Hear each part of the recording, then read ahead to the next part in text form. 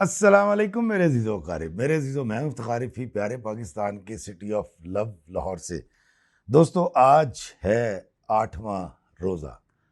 जी हाँ, अल्हम्दुलिल्लाह 8 रोज़े हो गए और अ, बड़े आला दर्जे के रोज़े गुजर रहे हैं। बड़ा मज़ा आ रहा है, बड़ी एक्टिविटीज़ हो रही हैं और मैं देख रहा हूँ अपने इर्द गिर्द मोहब्बत, प्यार, आसानी, आसाइश बाँटी जा रही है।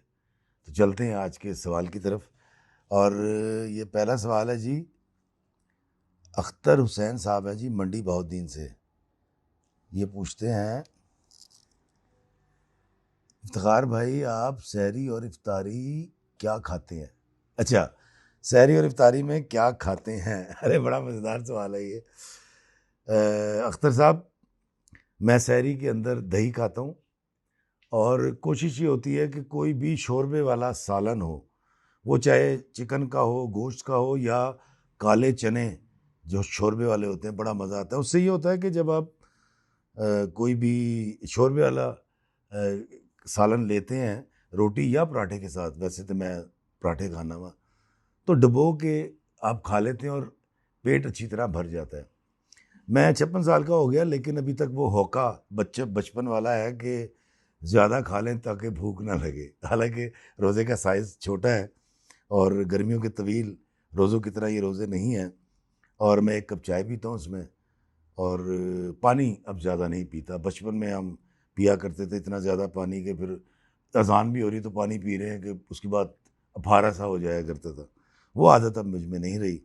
और आपने पूछा सहरी का, तो सहरी तो मैंने आपको बता दी। इफ्तारी में मैं जब वॉक करके आता हूँ तो तकरीबन रोज़ा खुल चुका होता है और मैं खजूर से रोज़ा खोलता हूँ और उसके बाद मैं फलों की, तमाम फलों की चाट बनी हुई होती है, वो मैं खाता हूँ और चना चाट होती है वो मैं खाता हूँ और अगर पकोड़े हों तो 2-4 पकोड़े भी खा लेता हूँ। उसकी वजह ये है कि ज़रा मुँह सलोना सा हो जाता है, तो मैं ये खाता हूँ लेकिन मैं खाना नहीं खाता।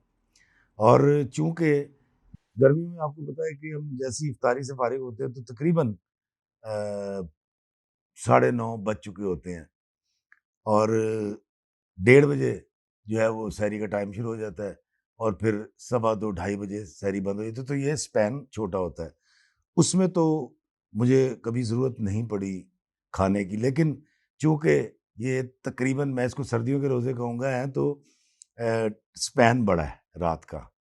इफ्तार और सहर के दरमियान ज़रा तवील दौरानी है, तो मैं फिर ये करता हूँ कि तरावियों के बाद थोड़े से चने या बची हुई चाट खा लेता हूँ, लेकिन बहुत ज़्यादा नहीं खाता। ये है जी मेरी रमज़ान में खाने की रूटीन।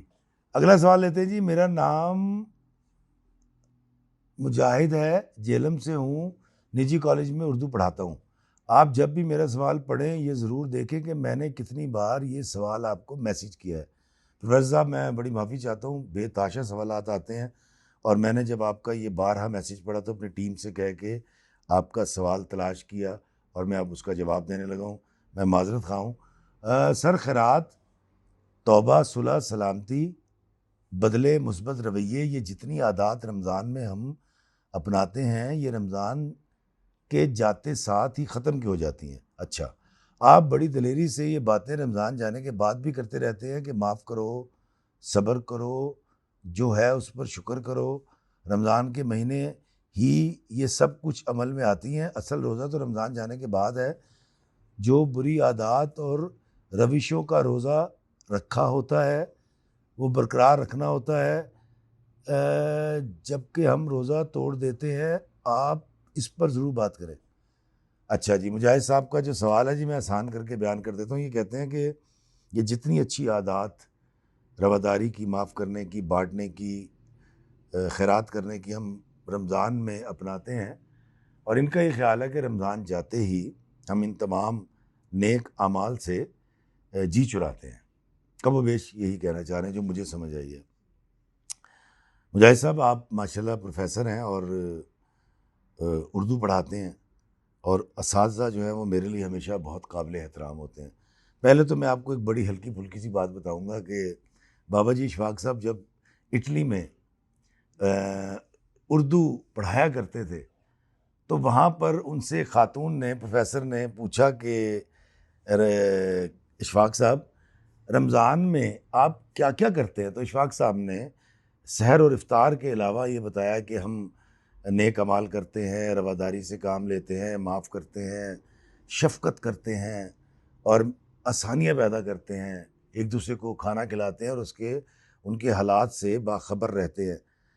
तो उस खातून ने अशफाक साहब से कहा था कि अच्छा, ये आप 1 महीने करते हैं, हमें तो पूरे साल ये सब कुछ करना होता है। तो ये तो खैर थी एक मज़ाहिया सी बात।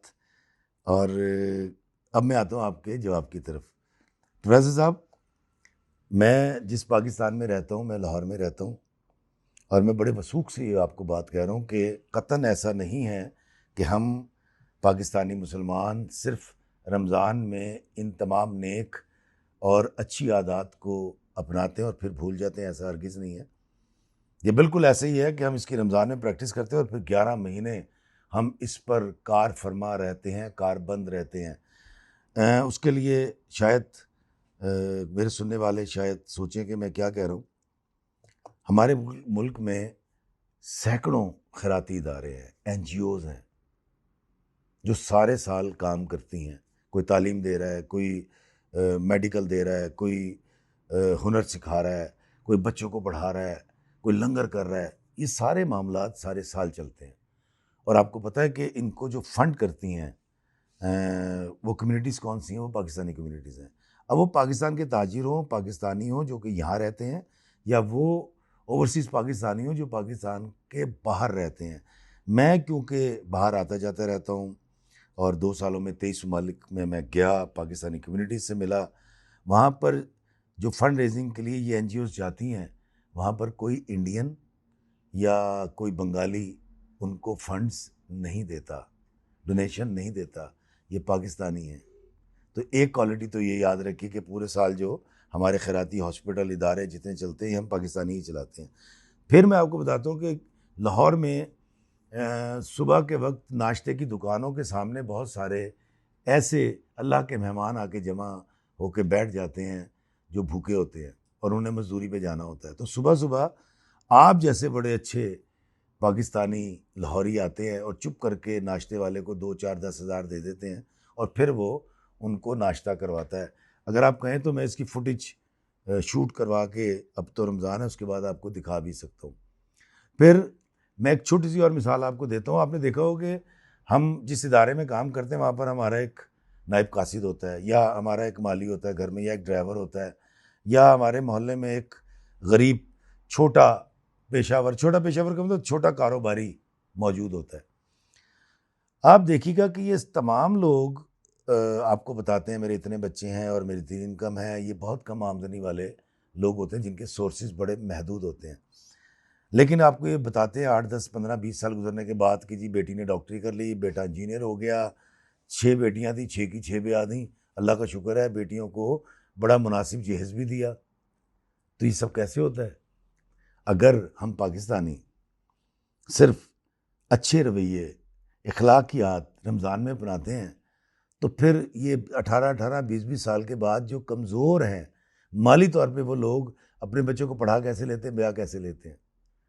उनके रिश्तेदार, उनके मोहल्लेदार, मेरी कौम के, इस पाकिस्तानी अच्छी कौम के वो दरिया दिल सखी बादशाह जो चुप करके नेकियां करते रहते हैं, उनकी वजह से ये मुमकिन होता है। वरना कोई गरीब आदमी, कोई माली तौर पे कमज़ोर ना बेटी ब्याह सके, ना पढ़ा सके। मैं आप तमाम से गुजारिश करूँगा, हम बहुत कह चुके कि हमारी कौम में बुराइयां हैं। खुदारा आज से कहना शुरू करें कि हमारी कौम सबसे अच्छी कौम है, सबसे प्यारी कौम है। मैं पूरी दुनिया में जाता हूँ, नो डाउट वो बहुत अच्छे लोग हैं, अखलाकी तौर पे बहुत आला लोग हैं। लेकिन जापान की एक छोटी सी आपको बात बताऊँ मैं। जापान में एक जापानी जब मैं नोशी करता है तो वो अपने आप को कमरे में लॉक करके बैठता है और चाबी अपनी बेगम को या किसी को पकड़ा देता है कि इसको खोलना ना, कहीं मैं नोशी के बाद गोलगपाड़ा ना करता फिरूं। ये उनकी बहुत अच्छी बात है, लेकिन आप सोचिए वो करता क्या है? वो कमरे में बैठ के मैं नोशी कर रहा होता है। मेरी कौम एक दूसरे से मोहब्बत करने वाली है, प्यार करने वाली है। हम हमेशा कहते हैं जापानी बहुत अच्छे हैं, यूरोपियन बहुत अच्छे हैं, मैं खुद कहता हूँ उनके अखलाकी तकाज़े बहुत अच्छे हैं, सड़कों पे उनके बड़ा आला दर्जे का मंजर देखने को मिलता है। लेकिन मेरी कौम भी बहुत अच्छी है, ये अखलाकी तौर पे बहुत जुड़े हुए हैं। आज भी जब कोई बड़ा है तो छोटा उठ के खड़ा हो जाता है। आज भी ये जो हम सलामियाँ देते हैं शादियों के ऊपर, ये क्या है? ये एक मदद ही तो है, एक कमेटी तो है जो 10-15 या 20 रिश्तेदार मिलके जब मदद करते हैं तो इतने पैसे ज़रूर हो जाते हैं कि जिसमें बाप जो है बारात का खाना दे सके या जहेज़ की कोई चीज़ ख़रीद सके। आइए आज के बाद प्रोफेसर साहब, आप भी और मैं भी ये कहना शुरू करें कि हम दुनिया की बहुत अच्छी कौम है। ए मैनू पता है ट्रैफिक वाले ਜਿਹੜੇ मामलात ने हल भी हो रहे ने, हो भी जाएंगे, लेकिन चलें इनकी ये छोटी मोटी जो हेरा फेरी है इसको छोड़ दें। बुनियादी तौर पे ये बहुत अच्छे लोग हैं। अगर आपको ना यकीन आए तो एक बार उस मोहब्बत भरी नज़र से देखिएगा जिस नज़र से मैं इस कौम को देखता हूँ। मुझे दीजिए इजाज़त इस दुआ के साथ कि अल्लाह में आसानियाँ अता फरमाए और आसानियाँ तकसीम करने का शर्फ अता फरमाए। आमीन। अस्सलामु अलैकुम वरहमतुल्लाहि वबरकातुहू।